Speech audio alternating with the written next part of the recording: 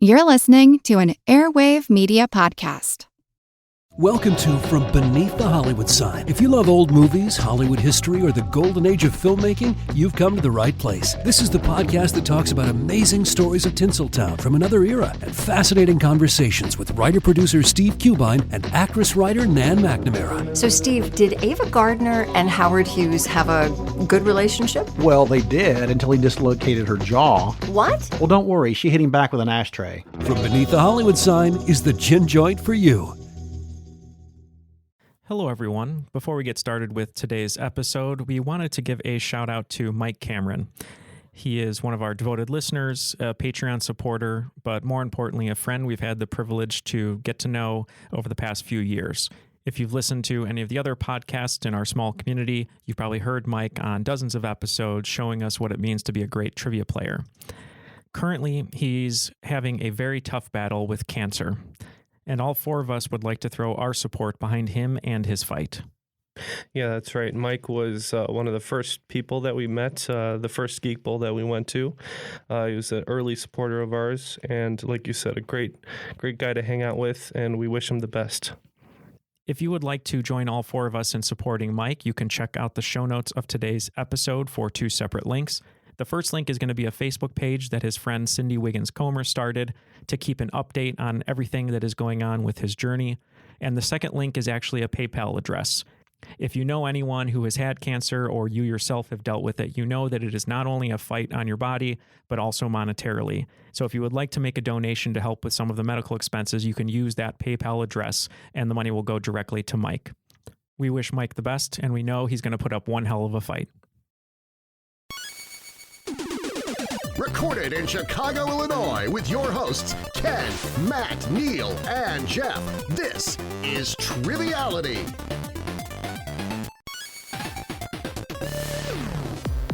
Hello, and welcome to Triviality, the game where a lack of seriousness meets a little bit of knowledge. My name is Neal. I'm here in the studio with Jeff. How are you today? I'm doing well. How are you, Neal? I'm doing really well. Ken is not here. He's actually braving the snowstorm, which is true. We do have a snowstorm here, except he's running on foot for some reason here, and he has a car, but he decided to run. So I don't know, Jeff. He's Maniac McGeeing it. Yeah, and he has those things you put on the bottom of your shoes when you're on ice. What are those called? Like the light up sneakers? No, well, yeah, those too. He's got light up sneakers. Snowshoes, yes. Or the crampons if you're climbing a mountain. That's what I meant. Yeah, the blades or whatever that you go when you walk around. But that was Matt over there coming to us from LA, and definitely not a snowstorm over there, right? No, but it did drop down to 50 degrees, so there was panic over here on the West Coast. And was there any at the disco? It is closed. We're not allowed to go to the disco still. All right. Well, I have high hopes that it'll come back. But what's interesting about today, I don't know if this is the first time this has happened, but we're actually recording a game part-time in the present and part-time in the future because our guest host today, our special guest host, it's actually 1 p.m. the next day where he's coming to us from, and he's a Not a Robot supporter on Patreon, which we appreciate. He's coming to us from Sydney, Australia, and that's Jasper Bruce. How's it going, man? G'day, guys. How you going? Good. Thank you so much for joining us today. And you were one of the coolest tank tops I think I've ever seen, which I know you said you just came from the gym. But why don't you tell us a little bit about yourself and maybe a little bit about your tank top and guns, if you please. Yeah, no, I'm wearing this obnoxious frat boy tank top because it's 34 degrees Celsius here, which I think is about 90-something Fahrenheit in the old money. But no, I'm a journalist in Sydney, Australia. I write for a British entertainment website called NME. That normally when I tell Australians about NME, I get blank stares, but British people seem to know what it is. But I just graduated uni end of last year, and trivia nerd from way back. I used to host pub trivia in Sydney before COVID, and that's about all there is. Well, we appreciate you being here, and congratulations on graduating as well. Oh, thank you. It's just us three right now, and Ken, like we said, is on his way through the snow. So what we're going to do is going to be me and Jeff on a team, sort of the standby, as we said, the statistically the best, I suppose, whatever we call it. And then Matt is going to play solo until Ken can arrive with a steel chair and hopefully save him. So are you okay with that, Matt? Yeah, I'm going to do my best to carry the load. I guess we're going to be team half a loser right now. So maybe we could work our way up to full loser when Ken gets over here. All right, so there'll be team half a loser. Jeff, what are you thinking for our team name? How about, why don't we for once in our lives, we come together and we call a truce. We'll be the Carlton Magpies. Okay. That is the most heinous name I have ever heard, but in the spirit of getting along, I feel like we can make it happen. So if we win, everyone's happy. If we lose, we just alienated two different fan bases. But right. Okay. Well, we'll be the Carlton Magpies. Well, let's throw it to the rules guy. He's going to do his best accent from Perth, which I think is a little bit different than a Sydney accent, but we'll find out. The rules of the game are simple. 20 questions split into 2 rounds worth 10 points apiece.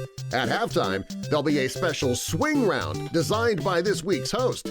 After regulation, players will enter the final round with the points that they've accumulated and will have a chance to wager 0 to 30 points on 5 categorized questions. At the end of the game, someone will be named the cream of the crop. The cream of the crop. What do you think, Jasper? How did he do on his accent? Pretty good. I think he nailed the West Australian vowels there. They're slightly different. He's obviously taken a trip to the Margaret River and been to Perth a few times, I think, the rules guy. Very well done. Wonderful. Well, good job, Darren. Great job doing that today. All right, well, Jasper, feel free to take it away. We're ready to play. All righty. Question 1. Filmmaker Tim Burton is famous for his collaborations with Johnny Depp, having cast the actor in 8 of the films he's directed. After Depp, which 2-time Oscar nominee has appeared in the most of Burton's directorial feature films with 7 appearances? I mean, you have Michael Keaton, who is in Dumbo. Oh, man, look at this. On the first question, Ken made it through the snow. So let's hook Ken up, and we'll have him join in 1 second. And he's here. Hey, how's it going, guys? We're already down 100 points. It's been one question. Come on, man. What happened? So I'm sure... I'd tell you where I've been, but I'm sure you've already told the audience where I've been, right? We said that you were trekking through the snow in your shoes, not in a car. Okay. Well, that's half true. Yeah. Okay, we will lock in over here. Okay. Matt, couple names off the top of my head are Danny DeVito, Helena Bonham Carter, Snape, and Christopher Walken. Okay. So, yeah, I was thinking... Michael Keaton's only in the Batman ones, right? Basically, so. Yeah, I think just the Batman. And then there's also Catherine O'Hara, who is in Beetlejuice. She's not in a ton of them, though. Okay, those are the 2 that I thought of. So Danny DeVito. I could think of a ton that Danny DeVito is in. I don't know if he was nominated for anything. I could think of less than a ton that Chris Walken was in, but still a few. And he's definitely nominated for... There's a couple, Maybe right? Catch Me If You Can. Yeah, he's definitely been nominated. I think Chris Walken is a good guess. Okay, we'll lock in with Mr. Walken. I might be mad if it's Danny DeVito, though. Well, Christopher Walken, it was a good guess, but he actually won an Oscar, so I would think he would say that he won. We talked about DeVito and Keaton, but Jeff actually is the one who came up with, I thought, could be the answer. Helena Bonham Carter. It is Helena Bonham Carter. Well done, guys. She was really nominated twice. Yeah, Burton and Bonham Carter were married from 2001 to 2014. So in that time period, she starred in a whole bunch of films that he directed, including Sweeney Todd, Big Fish, and Charlie and the Chocolate Factory. Yeah, Chris Walken, I think Walken won an Oscar for The Deer Hunter. Yeah. Someone might be able to correct that. Yeah. After this game, we're playing Russian roulette, so... Yeah, we can. It's already hot enough in here, so it'll look the part. Yeah. Well, I knew they were married, so I was like pretty sure she had like an inordinate amount of appearances in his stuff. Yeah, so. I knew she did. I just didn't realize she was nominated. Maybe for Howard's End or something. Who knows? Yeah. One was for The King's Speech. I'm not sure what the other one is off the top of my head. All righty. Question number 2. What is the difference between a meteor and a meteorite? Okay. I think we can lock in, right, Matt? Yeah, definitely. I feel like a meteorite has hit the ground or is in space. I can't remember. A meteor is in the atmosphere, I think. I like that. Yeah, a meteor is still flying or somewhere in the atmosphere. A meteorite is something that has hit a surface. Okay. That's so you're saying the meteor is in the Earth's atmosphere? Yes. But still coming down, and the meteorite has struck the Earth's surface? Yes. Okay. I think a meteor, Matt, is in space, right? Mm-hmm. And then a meteorite has landed somewhere. It doesn't have to necessarily be Earth, but I believe it's landed somewhere. Yeah, and points all around there. Well done. According to NASA's website, a meteor is the name for a meteoroid which enters the Earth's atmosphere, and a meteorite is a meteor which has survived its journey through the atmosphere and has hit the ground on Earth. Okay. Is that what you guys said? I think we said it a little bit wrong, but what do you want to do? I'll just give you the points. Yeah, let's all. Spirit of generosity over here. But if they win by 10, the I will miserable cry foul. losers return with a handicap score. You had a rough day. I'll give you a break. Just like that. What's that song? I had a bad day. This song comes up a lot of times on this podcast, considering that I haven't thought about it in years, and then listen to this podcast. Yeah, but we've had a lot of bad days, so that's why. We might bring it up a lot, but the people who think about it all the time are the American Idol contestants who lost on the show, and that's all they can hear now for the rest of their life. Alrighty, question number 3.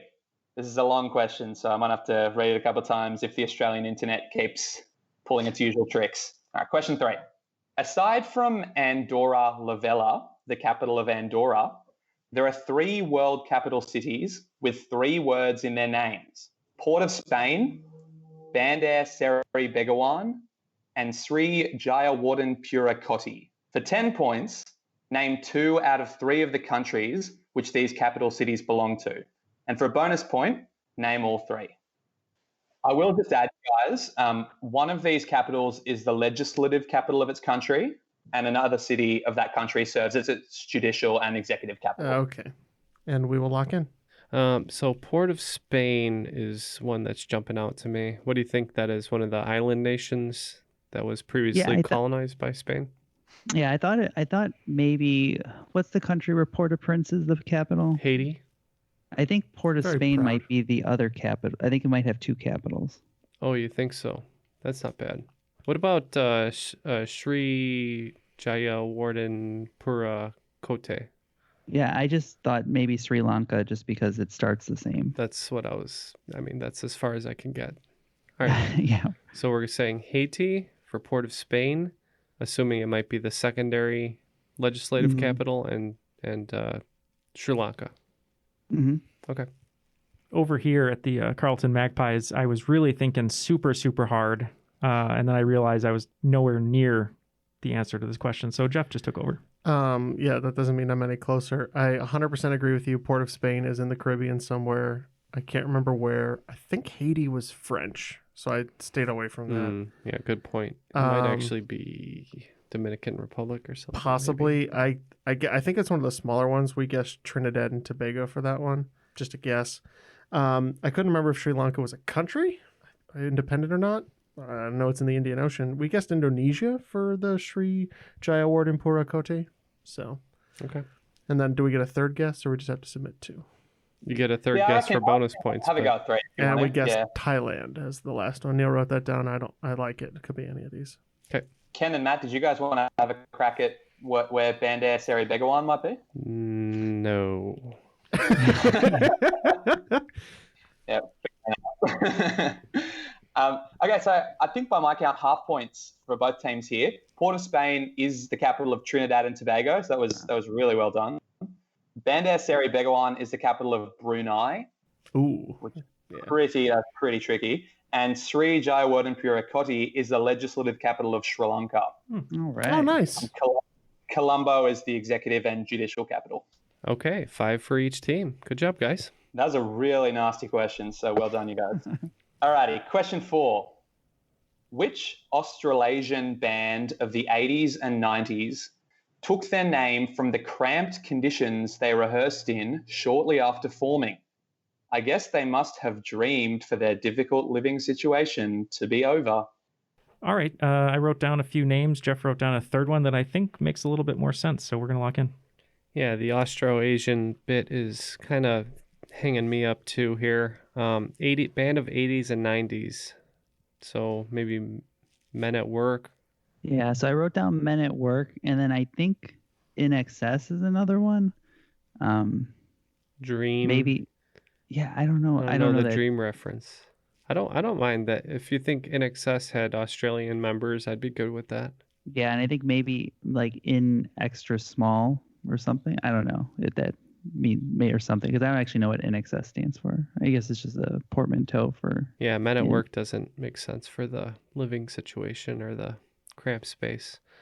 Yeah, I like NXS. Let's do that. That's a really good guess. We just wrote down a bunch of bands that we knew were Australian, AC/DC, and I believe Midnight Oil is Australian, but we just went for the obvious, went with Men at Work. No points, unfortunately. Some really good guesses there, and they're all definitely from this time period. The name of this band is Crowded House, and they're best known for their songs Don't Dream It's Over and Weather With You. They're fronted by a New Zealand singer-songwriter, and the rest of the band is Australian. Wow. Alrighty, question number 5. Which 2 Shakespeare plays contain Italian cities in their titles? I'll give you 5 points for each. Rochelle, the erotic journeys from Milan to Minsk. I mean, Rome is in Romeo, so... That was going to be my stretch of an answer, so never mind. I mean, it's not wrong. It's not wrong.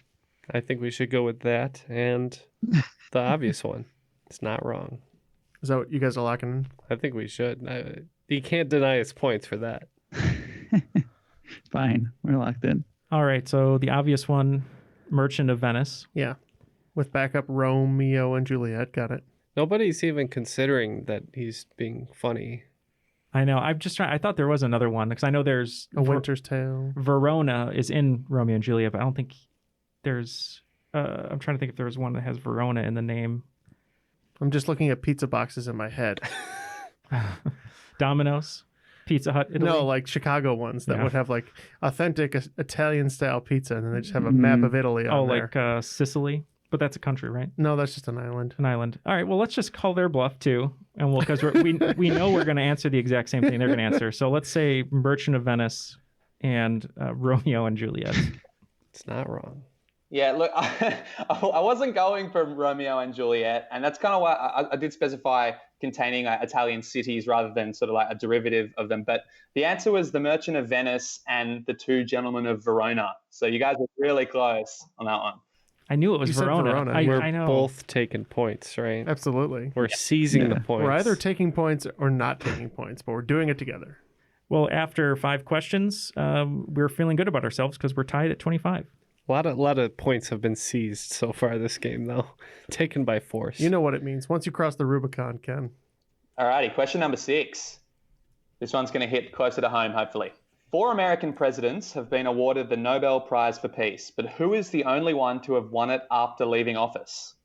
Okay, me and Matt are going to lock in quickly with a good guess. Okay, so we know one of them is Barack Obama. He got it in 2009. Yep. Definitely in office. After that, my knowledge of Nobel Prizes falls off pretty fast, but it would have only started around like 1900. That was my thought, and So we've got like McKinley, he wouldn't have won. Roosevelt, maybe.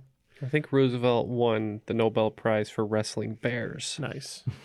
Taft is going to be a no. Wilson, maybe, because he started the League of Nations. Well, yeah, who signed the Treaty of Versailles? Wilson. Okay, because those are my 2 guesses, were Wilson and then Jimmy Carter. Possibly Jimmy Carter. Which I don't hate. Yeah. But Jimmy Carter was much maligned in politics. That's why I'm wondering. He was maligned in politics, but he's become a better figure post-politics. He's been lined. He's been lined, exactly. He's been relined. He's been building houses and charitable work. So that's why I was thinking maybe, he's in consideration. I've been maligned. Yeah. I kind of like Wilson. Okay. We're going to go with Woodrow Wilson. Tim Allen's neighbor. Always peeking his head over. We said Jimmy Carter. Yeah, so one team getting points here. It was Jimmy Carter. Picking up those Wilson peanuts. Did win it when in office, and so have Obama and Roosevelt. But Carter won the prize in 2002 for his work with his non-profit organization, the Carter Sorry, Center. Neal. Let us down. Yeah, which engages in initiatives aimed at advancing international human rights. So there you go. Nice. The Carter Center is my favorite Lil Wayne mixtape. Alrighty, question number 7.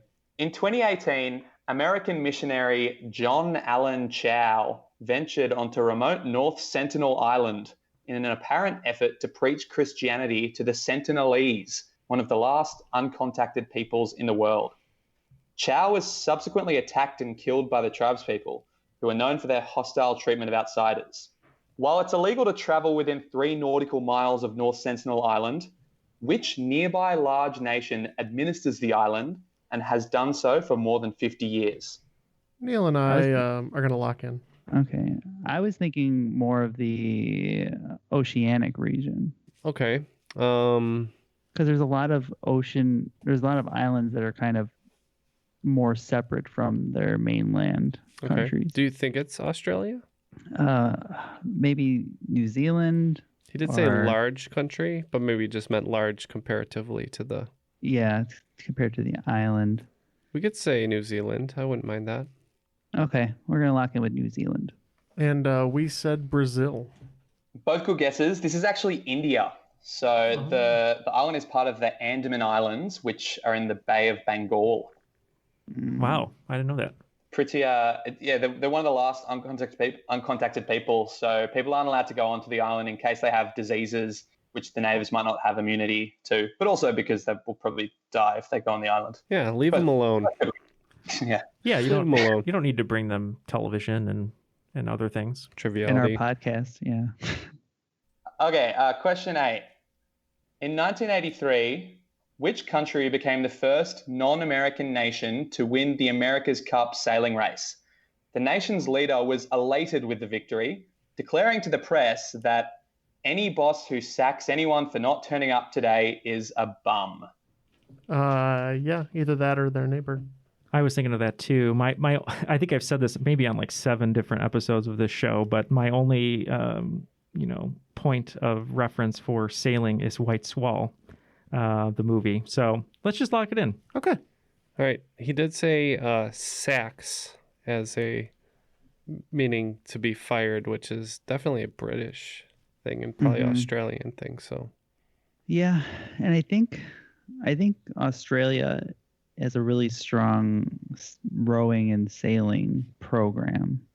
I don't think England does. Okay. So going for the game theory? Yeah, sure. It's got to be right eventually. Australia. All right. I haven't seen White Squall since I was probably 10, but I liked the way that he used the language in his question. Made me think of Australia, and the only person I'm guessing who sails more than Australia is Christopher Cross, but he's not the answer to this question, so we're going to go with Australia. Yeah, points all round. That was Australia. Those immortal words were spoken by Bob Hawke, Australia's 3rd longest serving Prime Minister. Hawke is also famous for being a one-time record holder during his university days. While at Oxford, Hawke downed a yard of beer in 11 seconds, which was a world record at the time. So good job, Bob Hawke. All righty, question number 9. What is the most populous country in the world that does not have a McDonald's restaurant? You call McDonald's Macca's, right? In Australia, is that accurate? Yeah, we call it Macca's. Yep. So going to Macca's is a Macca's run. That's what people call it. It's my favorite Australian idiom. Yeah. You're acting like we don't call it Mickey D's. Mackie D's. Hey, you guys have good ones too, yeah. Mickey D's garbage. Yeah, you're right. I never go there. Let's see. Me and my brother call it the Mac Shack, which I think is I reckon that's even more innovative than Macca's, to be honest. But anyway. All right, guys, we're gonna go ahead and lock in here.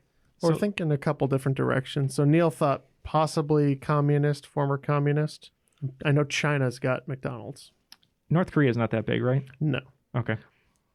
Other big countries I'm thinking poorer countries like Nigeria, Bangladesh.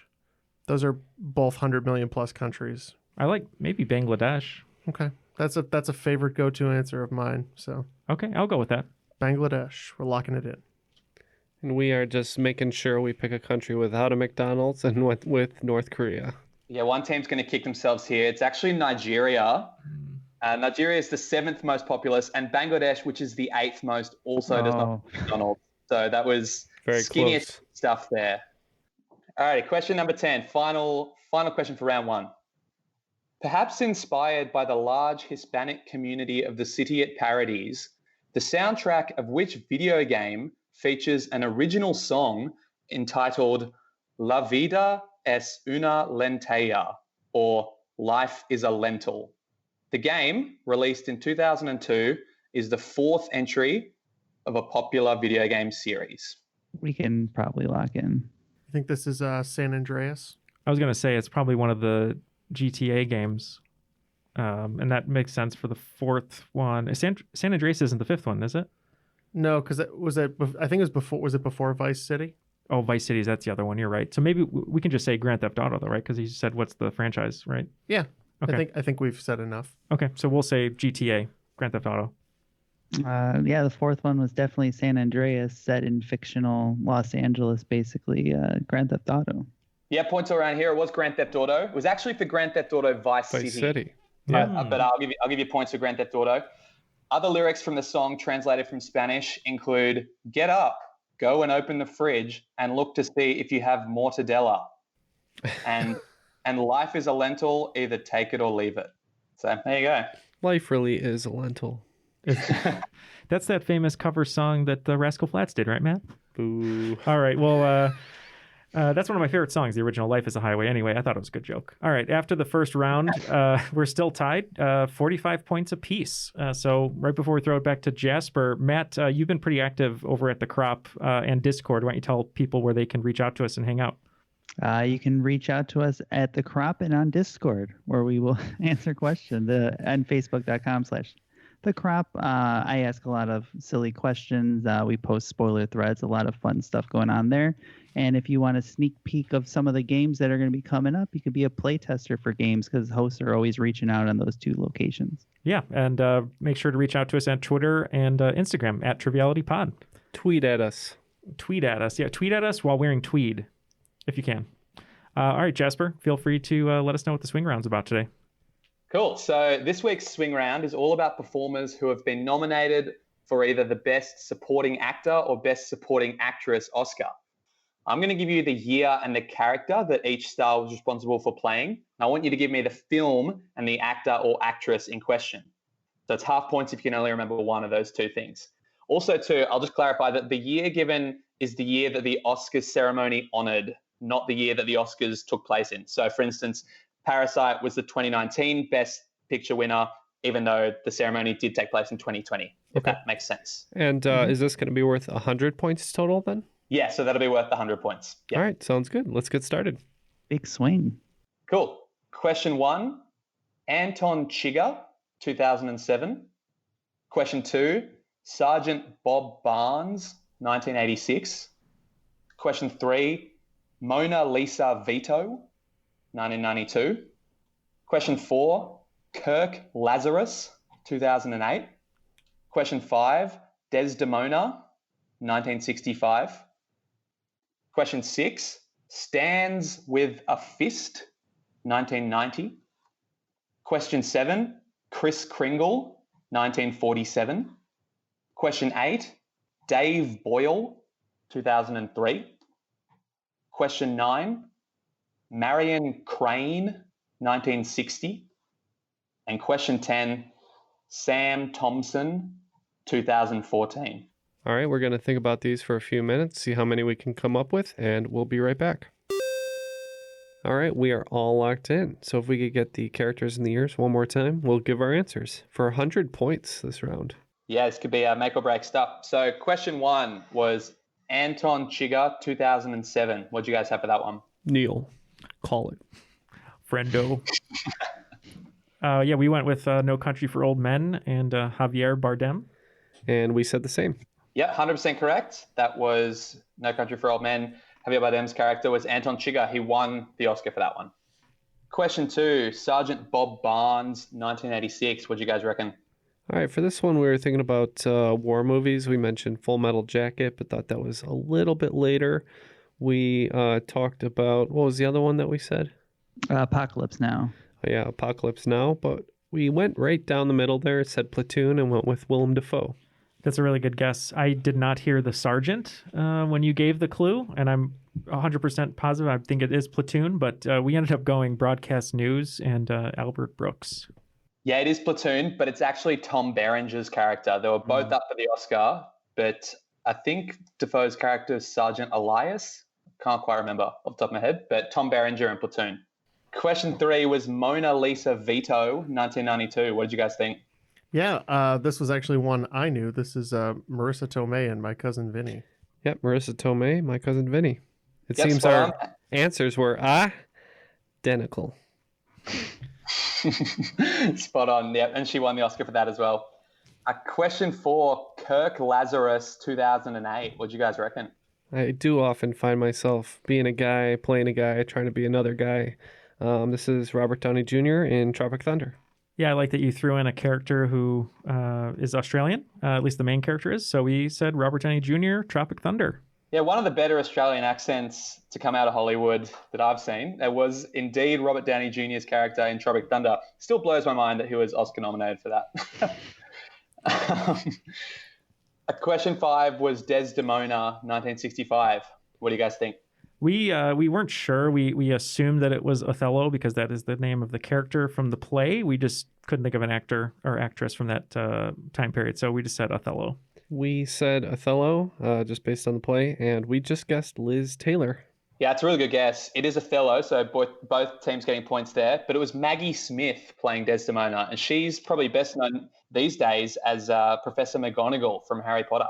It is. I wonder if she did her lines in sort of that, like, when she talks, I love her voice because it sounds like she's very cold all the time. It's quivering. Please hand me my, you know, like she's shaking. So yes, I'm sure she played the sexy Desdemona as a quivering old woman. 1990 Stands with a Fist. What did you guys say for that? We said Dances with Wolves, but I don't know the actor at all. And I know this is sort of a deep cut, but we knew it was Dances with Wolves and actress Mary McDonnell. Oh, yeah, that was her. That is a sensational pull there. Well done. It is Mary McDonnell in Dances with Wolves. I know. Now I remember. Yeah. Question 7 was Kris Kringle from 1947. What did you guys say for that? All right, so Neal, this is one of his favorite performances, I guess. He couldn't remember exactly the first name, but we're pretty sure the actor's last name in Miracle on 34th Street is Glenn. So that's what we locked in with. We said Miracle on 34th Street, and we don't know the actor. Yes, so it is indeed Miracle on 34th Street. The actor's name is Edward Gwen. Ah, so close. Close, but no cigar. And he did say Edward, but... Yeah, I couldn't. I thought it was funny. I was more sure that it was Glenn, but Gwen, that makes sense. That's all right. Question number 8, Dave Boyle from 2003. I thought this was probably the hardest one. What did you guys come up with for this? Yeah, this was tough. We thought maybe this was the Crash year, and we said Matt Dillon. Oh, yeah. So if we're right, this is one of my favorite movies and also one of my favorite performances by one of my favorite actors. We think this is the Tim Robbins performance in Mystic River. But if you're wrong, it's really embarrassing. It's very embarrassing. And I'm going to... knife you by the waterfront.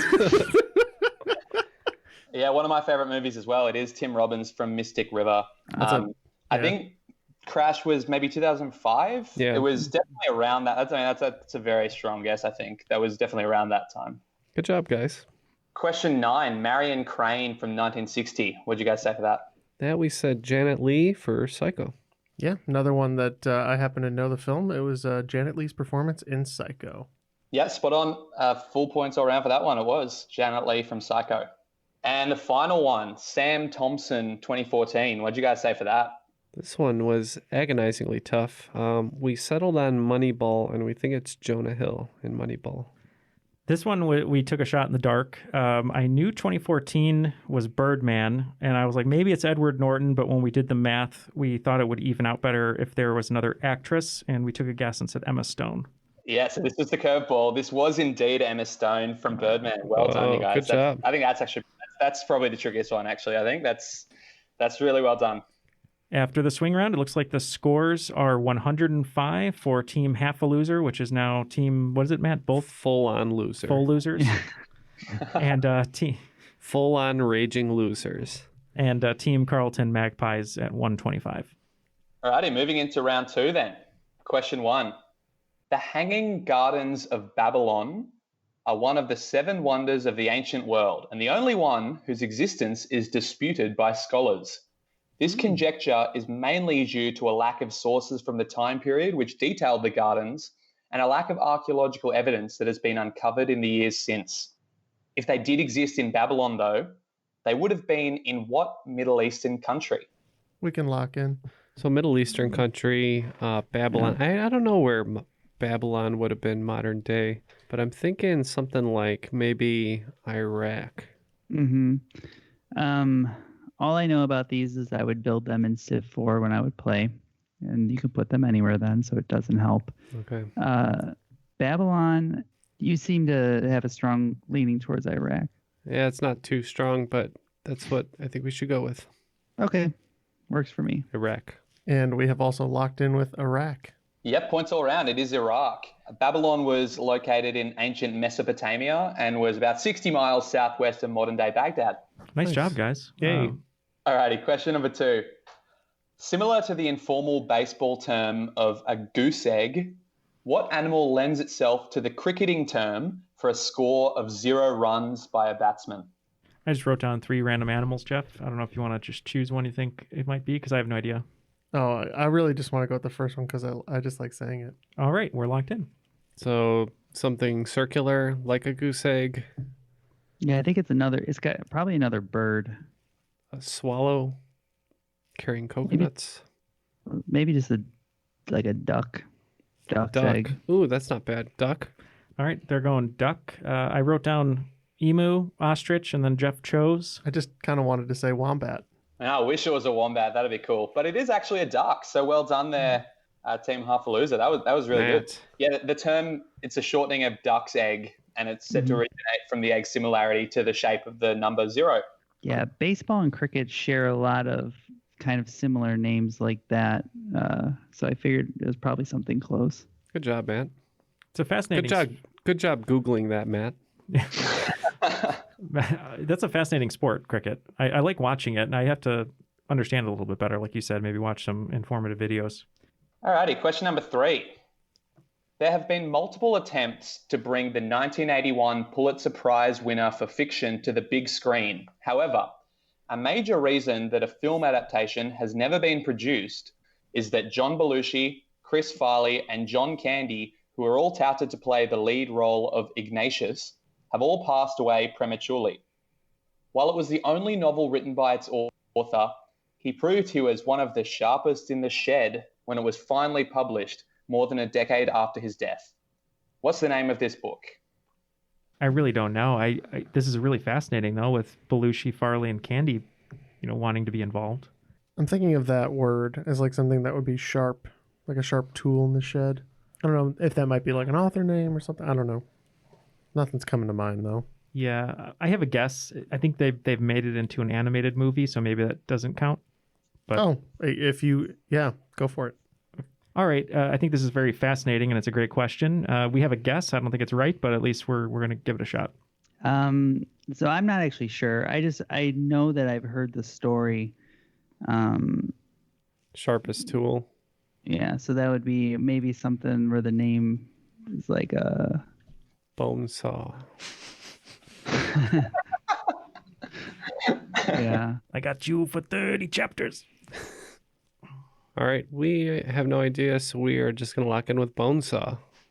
Because the bone saw is the sharpest tool in Jeff's shed. It's true, and it's always ready. We didn't know, but I know Watership Down, I think, is a famous book, and I can't remember if that's the one with the bunnies that's animated, but that's what we went with. So no points here, unfortunately. The name of this book is A Confederacy of Dunces, and it's by John Kennedy Toole. Oh. In 2013, director Steven Soderbergh called the adaptation cursed, and other stars who have been linked to the lead role over the years include Zach Galifianakis, Will Ferrell, and John Goodman, but luckily they're all still alive. Oh, I have heard of that book, but I don't know much about it, to be honest. I don't either. Yeah, it's been on my reading list for a long time. I just really love that story of the adaptation, or lack thereof. Yeah. Alrighty, question number 4.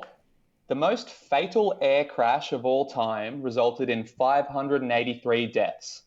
The air crash occurred in 1977 when 2 Boeing 747 jets collided in Tenerife on the Canary Islands. What was unusual about the circumstances of the crash? Other than everything you just said? Hold on, Neal. Let me see if I can remember this. Okay, I think I know. I think I got it. All right, so do you think maybe a bird flew into the turbine and messed it up, or maybe the pilots were drunk, or... Yeah, the only other thing I think it would be like there was like no distress calls or anything, but I don't think that that's like There wouldn't be unique enough. a time for a distress call if you just like rammed right into another plane, though. Right, but I feel like there have been other crashes caused by birds, but I feel like that would be a constant problem. Drunk pilots? Drunk pilots, 1977. The time frame works out. The golden age. All right, let's say the pilots were intoxicated. Though, how would they know? Would they know? I don't know. They got the black They box. took a breathalyzer. I couldn't remember if this was like it was the deadliest like domestic crash because technically they were both Spanish Airlines and the Canaries. But I want to say that this crash happened on the ground. So that's what we locked in with. Oh. So points to one team here. This was, 2 aircraft colliding on the ground in Tenerife. So, my dad and my brother are both pilots. So as a kid, air crash investigations was always on in our house because I was obsessed with it. Just want to disclaim that we don't think pilots are usually drunk on the job. Yeah, I hope not. My brother's out flying an aircraft today, so let's hope that on Australia Day, our national day, he's not having too much fun up there. Oh, it is Australia Day. You're right. We've gotten 14 questions into this, and I didn't even realize. Yeah, it is Australia. Australia Day is kind of a bit of a divisive one these days because I don't know how much you guys know about it, but it's the day that English settlers arrived in Australia, and English settlers were pretty murderous to the native Australians. So it's kind of, for the more sort of progressively minded people in Australia, it's kind of not really a celebrated day as much, you know? So it's the Columbus Day equivalent, pretty much. Yeah, exactly. But we don't have like a 4th of July, like a federation from England sort of day that's celebrated. Man, all these people vying for my job of Debbie Downer. I know. Sorry. All right, you guys in the next question. Let's go. All right. No one. Good. That's good. Question 5. For a play or musical in New York's theater district to be considered on Broadway, it must play to a theater with a minimum of how many seats? This is an interesting question. Can't even begin to guess. And I say interesting because I'm interested to see if Neal knows it. On the low end, I think it might be that first one, but I feel like that's too small, and I feel better about the second one. Okay, we can go with your second gut reaction. What do you feel about like half a G? Yeah, I feel like it has to be a round number because otherwise this is a really tough question that would have to probably be like within a certain percentage. So maybe 500 seats, 1,000 seats. 1,000 is like kind of a lot. Yeah, 1,000 seems like too much because don't they have matinee productions at Broadway? Like, I'm sure. So yeah. you would think that you wouldn't have 1,000 seat Broadway, show with only 100 people showing up. Do you think 500 is too much, or do you think that's good? 500 is still a lot for 250. I like 250. Okay, 250. I wrote down 700 and 1,200, and I don't even know if those are right. I could be either too high or, one is too low, but we went 1,200. So the number was brought up. It's 500, actually. Yeah, I know, kick yourself. It's kind of, I kind of always think of them as bigger than that, but I suppose that is just a minimum. 100 to 499 is considered off-Broadway. So there you go. And 2 is considered my one-person show. And I paid Ken and Neal to be there. One of the plays I directed, we had no one come, and I was the only person in the audience, and I directed it, so I had to laugh. That's grim. He was cackling with tears running down his face. Yeah. You guys are now full losers. What was the production that no one went to? People did go to it. We happened to have one night that no one came because the weather was bad, but it was a parody play about Bill Pullman, the actor, always being second fiddle. Oh, that's right. So I saw it. It was full house on the night I came. Yeah, it was when you came. Yeah, it was called Once Upon a Rom-Com, the Bill Pullman story, and it was about Bill Pullman and his fairy godfather Jeff Goldblum trying to get him a date. You still did it even though nobody came. Yeah, we had to because it was good for the actors to keep practicing, but especially Phil. Especially Phil. Yeah, Needs a lot of practice. That Phil. It was funny. It was one of Just kidding. He's in a new movie. He's a great actor. He is in a new movie. It's on Yeah. Amazon Prime. And right now, and Intervention. What? An Intervention. Thank you. And Intervention, yeah, directed by our friend Dan Eden, and Kevin Kirchman shot it. Holy crap. I didn't know this. Starring Phil and Jeremy Eden, who's been on the show from 90 Under 90. Check out An Intervention. Yeah. Hard to say, fun to watch. Yes, it is, on Amazon Prime. Well, segueing not too far from film and TV, question 6. The Showtime sitcom Episodes focuses on 2 British writers who are forced by network executives to cast a real-life actor in the American adaptation of their highbrow comedy series. Which actor, who plays a fictionalized version of himself, is picked for the lead role in the series within a series? I'm good on this one, Matt. Okay. I think Matt is also good on this one. LeBlanc? Matt perchance? LeBlanc, yeah. That's what we went with.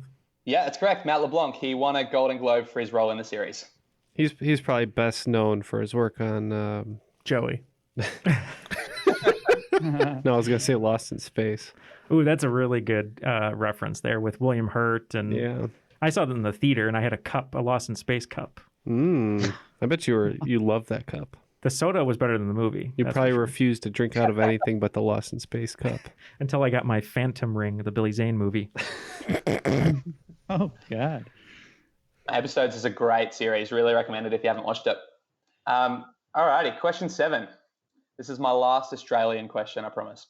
In Australia, one major American fast food chain is rebranded as Hungry Jack's due to the fact that its American licensing name was already trademarked in Australia prior to the chain's entry into the market. Hungry Jack's has the same menu as its American counterpart and, appropriately enough, operates with the slogan, "The burgers are better at Hungry Jack's." Name the American fast food chain of which Hungry Jack's is a derivative. We can lock in over here because one of the Aussie Rules teams has it on their Guernsey or their jersey. I believe in Australia they're called Guernseys, right? Yeah, the AFL, they call them Guernseys. In rugby league, which is sort of the other big football sport, they're called jerseys. So regional, I suppose. It's a regional dialect. Okay. Yeah, Burger King maybe? I'm like 95% sure it's Burger King. What about I'm going to Wendy's? No? You don't think they have Wendy's? All right. All right, we'll say Burger King. Yeah, I love the way this logo looks. It's almost the identical logo to Burger King, but it says Hungry Jack's. Yeah, so points for both teams. It's Burger King, and they sponsor the West Coast Eagles in the AFL, so you're spot on there as well. It's convenient for Burger King that their logo does not have like a crown in it ever. Did I ever tell the story? Right? It's just a burger. Well, here's the thing. I don't know if I ever told the story, but my great-grandma, my mom's grandma, in Chicago, they had a Burger King that just opened like in the 60s, and the original Burger King logo was a king sitting on a burger. That was the giant sign. And so she had a phobia. She would never eat there because she said, I don't want to eat a burger someone sat on. That's a true story. And then later, Burger King introduced the Sneak King, and that put a pin in it. Exactly. Alrighty, question 8. Using Google Translate, I've translated the first verse of a well-known song into Malay, the official language of Malaysia, and then back into English. I'd like for you to identify the song, which was recorded in the 1970s, from these mangled lyrics. All right, here we go. I'm just a skinny young man, never know the good from the bad, but I knew the love before I left kindergarten. Living alone with a big fat fanny, she is a naughty babysitter. Hi, big lady, you made me a bad boy. Yeah, I got it. Mm-hmm. There was one line in there that really pushed it over the edge for me. This is a fun question. I don't know. You're the 70s music man. Yeah, but I'm terrible at this style of question. So, but I knew the love before I left kindergarten. Sounds like it's Queen. I just don't know what song. Do you want to go Fat Bottom Girls? Sure. Okay, we're going to go Fat Bottom Girls. Yeah, I was wondering. One of the lines is living alone with a big fat fanny. Of course it's Fat Bottom Girls. It's got to be. Yeah, it is. It's Fat Bottom Girls. Well done. Yeah, so I was just a skinny lad, never knew no good from bad, but I knew love before I left the nursery. Left alone with big fat fanny, she was such a naughty nanny. Hey, big woman, you made a bad boy out of me. Well done, guys. Yeah. Alrighty, question 9. What does the acronym USB stand for? And we can lock that in. Oh, really? I don't know this, Matt. Um, Something something slot. No, I think it's like storage. It's cereal bus, I think, is the S and the B. It's not what you would, it's not like literal. I think it's either like unit serial bus. Yeah, something like that. This is one that we always, this one and like HTML, HTTP, all those kind of things. www. We get that one wrong all the time. Universal serial bus. I think that's it. Yeah. Yeah. Okay, we're gonna lock in with that. Well, we found Matt's repository of knowledge on this episode too, because it's a universal serial bus. Yeah, points all around. Universal serial bus. Well done, guys. Universal serial bus is also my favorite ride at the Fruit Loops amusement park. Which we've learned is made of the flavor fruit. Matt collapsed. That'd be a great ride. Just eating cereal and driving around like a fun monorail or something. Please tell me it's like a double-decker bus like they have in London. Oh, yeah. Yeah. Yeah. This is gonna make a great episode title card. So I'm very excited for that. Alrighty, the last question of regulation. Question 10. The stand-up routines of actor and comedian Thomas F. Wilson often feature Stop Asking Me the Question, a song composed by Wilson, which focuses on his interactions with inquisitive fans. According to the song, some of the questions Wilson is frequently asked are, was that real manure? And would you call my friend a butthead for his answering machine? What iconic film role is Thomas F. Wilson best known for portraying? We're locked in over here. Indeed. Is this Mr. Bean? No, I think this is Biff in Back to the Future. Right? Let me see the question again. So the two lines from the song, which I don't know this name and I don't know the song, but the two lines are, was that real manure and would you call my friend a butthead for his answering machine? Points me towards Biff from Back to the Future. 100%. That makes sense. We're going to make like a tree and get out of here and say Biff. Yeah, we went with the same. It's a really funny act if you have a chance to see it. I believe that one of the opening lines is Michael J. Fox nice, or he keeps repeating it. So that's what we went with. Yeah, points all around. It's Biff from Back to the Future. All right, ladies and gentlemen, after regulation, both teams scored 70 points in the second round, bringing our totals to 175 for Team Full On Loser and 195 for Team Carlton Magpies. So very close, a lot of points to wager with. What are those final round categories, Jasper? All right, your endgame categories are, what's my age again? I miss you. Damn it. All the small things. And The Rock Show. Now you're going to want to pay specific attention because if you blink, you might miss it. All right. Me and Matt just discussed what we always do wrong in the final round, and we decided we bet too low. So we're pushing our chips in. And you know what? We are also all in. Just like every movie with poker in it. Yeah, everybody just pushes it all in all the time. Doesn't even if it doesn't make sense. I was gonna say I got pocket twos. every actor is directed to just push their chips in at any point for no reason, just because it looks cool, and also to disturb the pile. Just the dealer loves it. Alrighty, here are your questions. What's my age again? Currently, the world's oldest known living land animal is Jonathan, a giant tortoise who was born in the Seychelles, but now lives on the island of St. Helena, where he roams the grounds of the governor's residence. Within 5 years, how old is Jonathan? Question 2, I miss you. Phil Hartman was the first recurring guest star on The Simpsons to have his characters retired from the show following his death. Name one of the 2 recurring characters that Hartman voiced prior to his passing in 1998. Question 3, damn it. In 2014, music website Consequence of Sound compiled a list of the 10 most profane hip-hop artists between the years 1985 and 2013. The site calculated the results by determining how many swears are used on average by each artist per song of their discography. From 3 guesses, name 2 of the artists that cracked the top 10. Question 4, all the small things. Which small Asian country has the highest proportion of its population living in its capital city? And just as a side note, I'm looking for a country that has a name that's distinct from its capital city. So not Singapore, Monaco, or the Vatican City. And question 5, The Rock Show. Before finding success as a solo artist, Josh Tillman, aka Father John Misty, was the drummer for which band from 2008 to 2012? All right, we will consider these answers and hope for better luck than we always have. We'll be right back. All right, we are locked in. Me and Matt have our fingers crossed. We got a big victory coming up. Yeah. Let's hope. I don't know. I'm like 50-50 on some of these. All righty, question 1. What's my age again? Currently, the world's oldest known living land animal is Jonathan, a giant tortoise who was born in the Seychelles, but now lives on the island of St. Helena, where he roams the grounds of the governor's residence. Within 5 years, how old is Jonathan? What did you guys reckon? So I'm familiar with this because I saw a lot of jokes on Twitter about this turtle being alive during slave times and doing nothing about it.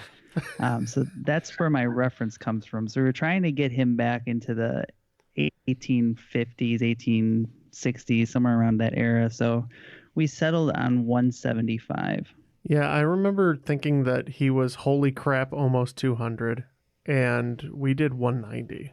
All right, one team getting points here. He's thought to be between 188 and 189, so I would have accepted anywhere from 183 to 194.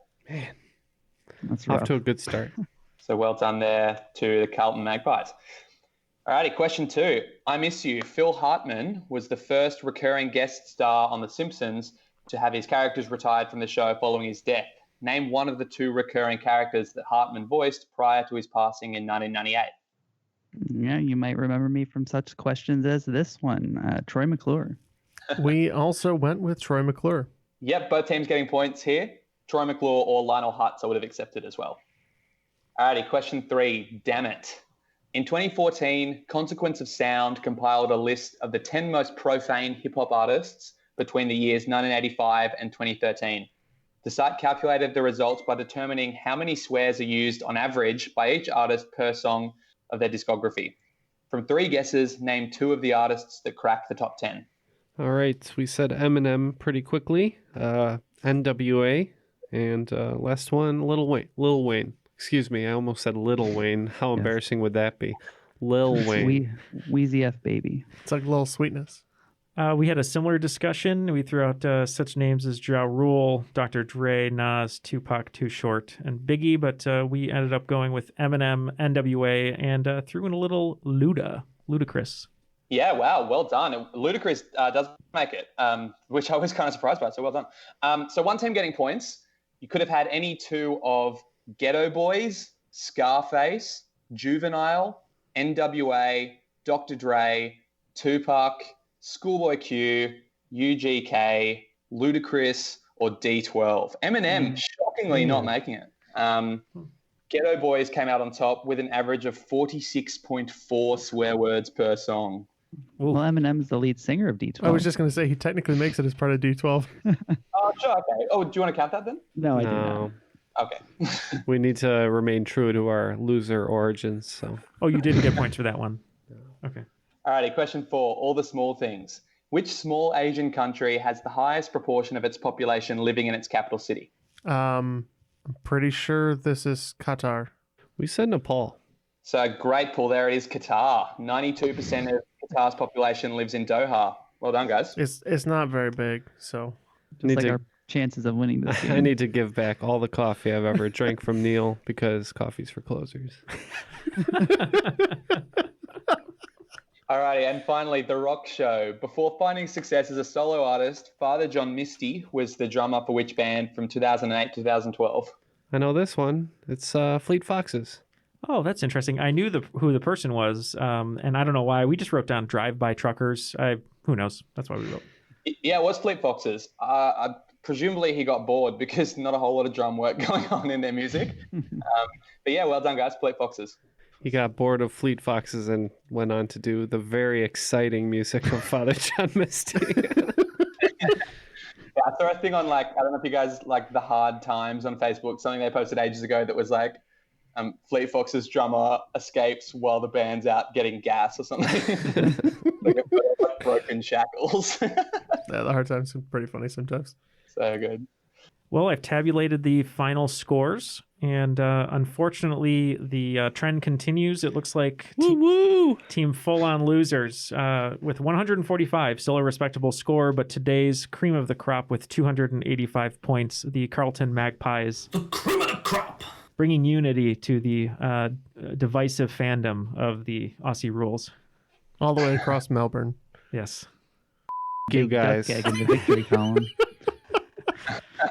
Well, that's enough said, I guess. What more needs to be said at this point? Jasper, this was an awesome game. Thank you for putting it together for us. Any last words or anything you'd like to shout out? If places people can check out your writing, anything like that? Oh, no, thanks so much for having me, you guys. Real privilege to be able to join the big leagues for an episode and write a game for you guys. So thanks so much for having me. And I suppose just a shout out to my brother because he helped play test some of the questions for me. But yeah, thanks again for having me. I've been meaning to tell Neal to stop telling our guests welcome to the big leagues when we get onto the Skype calls. Well, Jasper is going to be getting a copy of the Triviality contract he's going to have to sign, and hopefully his agent will approve of it, of his guaranteed money. It's too late now. That's true. Well, thank you, Jasper, for taking the time with us today. Best of luck on getting a job in the AFL, like you told us before we started recording. I'm sure they would be lucky to have you. If you'd like to join Jasper on Patreon and help support the show like he does, you can go to patreon.com/trivialitypodcast. Get some extra audio, some boxes, stickers, and other perks. And it would mean a lot to our show. We're trying to hit 500 patrons this year of 2021. But for Matt, Jeff, Ken, Jasper, and myself, we'll see you next time. That was Triviality.